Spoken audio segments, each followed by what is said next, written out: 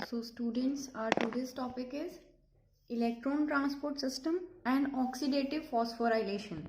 हमने Krebs cycle में पढ़ा कि NaDH plus H positive and FADH2 जो है इनमें एनर्जी स्टोर होती है।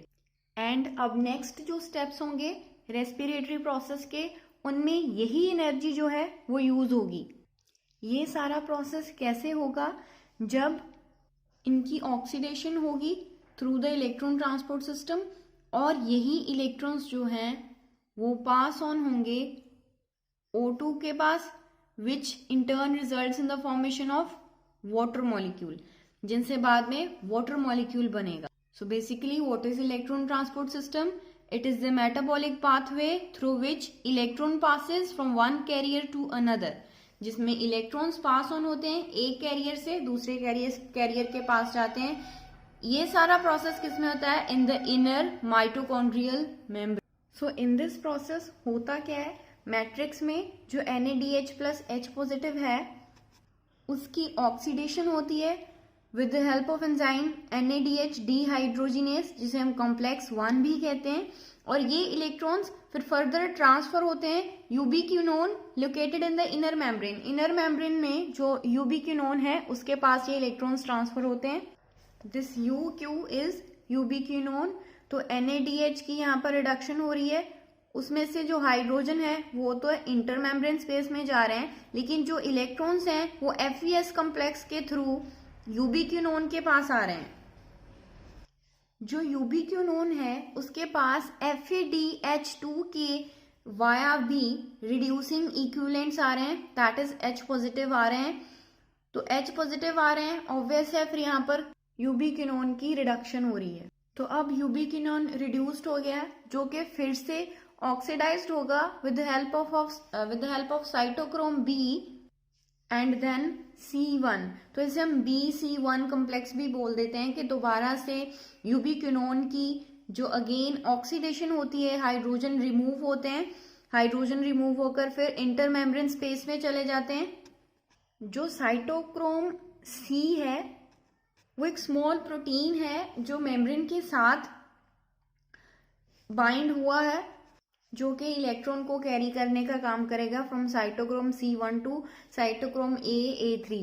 तो ये जो सारा प्रोसेस होता है जहां से इलेक्ट्रॉन ट्रांसपोर्ट होने शुरू होते हैं और जहां पर इलेक्ट्रॉन ट्रांसफर आकर खत्म होते हैं, इस पाथ के बीच में बहुत सारे ऐसे स्टेप्स आते हैं जहां पर ATP प्रोड्यूस होती है from ADP and inorganic phosphate. ऐसे लिखते हैं उस इक्वेशन को, ADP जब इनऑर्गेनिक फॉस्फेट के साथ ज्वाइन होती है तो ATP की फॉर्मेशन होती है। तो इलेक्ट्रॉन ट्रांसपोर्ट सिस्टम में बहुत सारे ऐसे स्टेप्स आते हैं जहां पर ADP ATP में चेंज होती है। इट इज गिवन दैट कि अगर एक NaDH के मॉलिक्यूल की ऑक्सीडेशन होगी तो उससे 3 मॉलिक्यूल्स ऑफ ATP जनरेट होंगे, लेकिन FADH2 के एक मॉलिक्यूल की बात करें तो उससे सिर्फ 2 molecules of ATP he produce होंगे। हमें पता है कि एरोबिक रेस्पिरेशन है तो उसमें ऑक्सीजन का यूज जो है वो बहुत इंपॉर्टेंट है, लेकिन आपने इस पूरे प्रोसेस में पढ़ा कि कहीं भी ऑक्सीजन का यूज नहीं है, लेकिन H पॉजिटिव है। लेकिन जो एंड प्रोडक्ट है, जो H पॉजिटिव फिर बाद में रिलीज हो रहे हैं, साथ में इलेक्ट्रॉन्स रिलीज हो रहे हैं, उन्हें ऑक्सीजन ही एक्सेप्ट करेगी। एज आप इस डायग्राम में देखो, लास्ट में H पॉजिटिव और हाफ O2 मिलकर साथ में यहाँ से इलेक्ट्रॉन मूव करते हैं और वाटर मॉलिक्यूल की फॉर्मेशन करते हैं। तो ये H पॉजिटिव जो हैं, इलेक्ट्रॉन्स जो हैं, उनको लास्ट में ऑक्सीजन ही एक्सेप्ट करता है। So oxygen is the terminal acceptor of hydrogen. तो इस प्रोसेस को हम ऑक्सीडेटिव फॉस्फोराइलेशन कहते हैं।